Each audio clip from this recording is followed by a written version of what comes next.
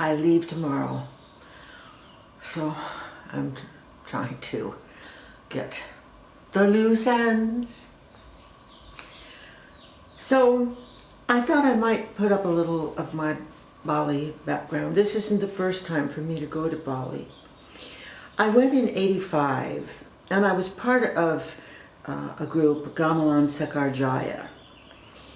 And it was a group of Berkeley and Bay Area people, all much younger than I, who played Balinese music on a gamelan.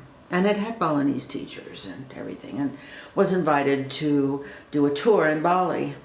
So that was that trip. It was very intense. We worked very, very hard, and were there for about 2.5 months, I think. I've just been going through that journal, something that I never did transcribe onto my computer, and sort of reminding myself of myself in Bali. The second time I went to Bali was in 1992. My daughter was there studying on a Fulbright, and my mother passed away here in Los Angeles. So my daughter came for the funeral, very, very unnecessary for her, certainly unnecessary for my mother, but it's just the kind of person that she is. So she came for that. And while she was here, said that, of course, she had to go back to complete her Fulbright, and suggested that I go back with her. I thought that was quite special for a child of mine to want me to go anywhere with them, something like this. I was quite touched by it, and I did go. So she was involved with a family there that was getting ready for a huge tooth filing ceremony. These are major events, and there were going to be between 10 and 14 young people having their tooth filing ceremony.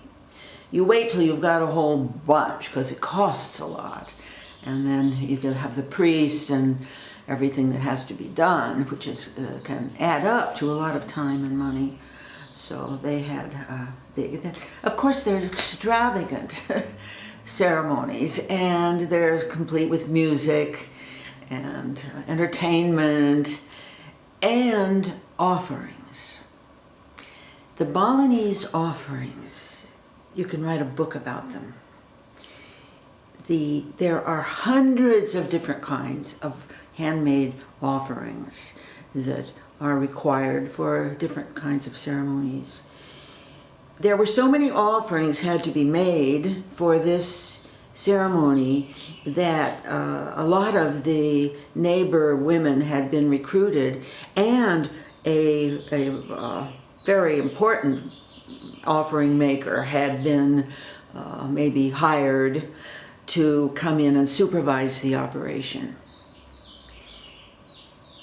When I travel, I'm always looking for some kind of something going on that I can just stay there. I'm not trotting around all the time to see the Taj Mahal, although I saw it once, but I don't recommend going to the Taj Mahal because it means you have to go to Agra, which has got to be one of the pits of India.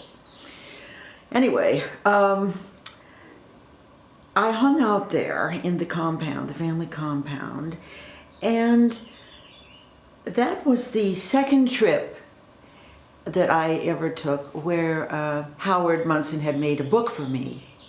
So I had taken a book. I didn't take a camera, I don't think, anyway. I didn't take many pictures. But I took the book and I just did offerings. But I never have finished that book.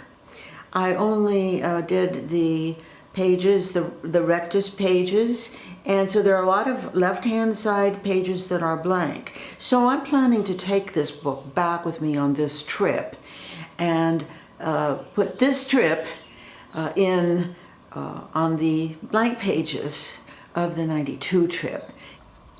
I think that while I'm there, I'll be able to find out more about the specific ones and put some of that information here in the book. I'm not a beach person. I'm not a resort person. I don't go to Kuta and Sanur and those places. I'm not a New Age person. I'm not a spa person.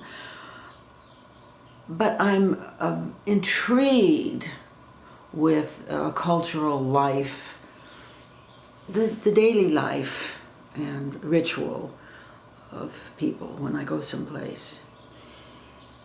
The thing about being in Bali, those 2 previous trips, is no matter how intrigued you might be, you could miss a lot because there was no way to find out when things were going on. Maybe some elaborate thing was happening 2 villages away, but there were no phones, so there was no way to get the information. You missed a lot. I actually took motorcycle lessons so that I could drive a motorcycle, so I'd have some way of getting around. But that wasn't too much fun. You know, one thing, when you at nighttime, were no street lights. And your headlights were operated by the speed at which your motor was going. So if you were going down a narrow road to get to a village someplace, the road might very well be solid people walking, and you're coming through on your motorcycle, and unless you're going fast, you don't have a light. Things like that made it very interesting. Anyway, I think of all countries in the world, Bali's leap forward has been quite special. They went from no phones to texting. They're not interested in cell phones. They don't go online, but they use texting exclusively. And as my daughter has informed me, age 5 and up, they're texting. So the minute I get there, I have a few things I have to do. I have to get a phone to be able to text on. I have to find a tailor immediately so that I can get the proper clothes to wear to ceremonies. You have to wear the proper clothes. You can't go looking like an Australian or something. So there was one other thing I had to do. Anyway, I'm already in touch with a lot of people she's put me in touch with. So they're in different villages and they're knowing about where temple ceremonies are taking place.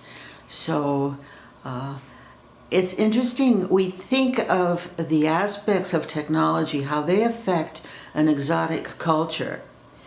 I really didn't want to go to Bali because I don't think I can stand to see the changes. To go from a small, narrow road with dirt pathways on either side to 4-lane bumper-to-bumper traffic, I just thought I wouldn't be able to handle that, and I wouldn't go. But then I finally decided, get with it. You got to move on. You've got to move on with the times. So anyway, if things have changed that way, they also changed in this positive way, where I'm able to expand my trip in another direction because of the technology.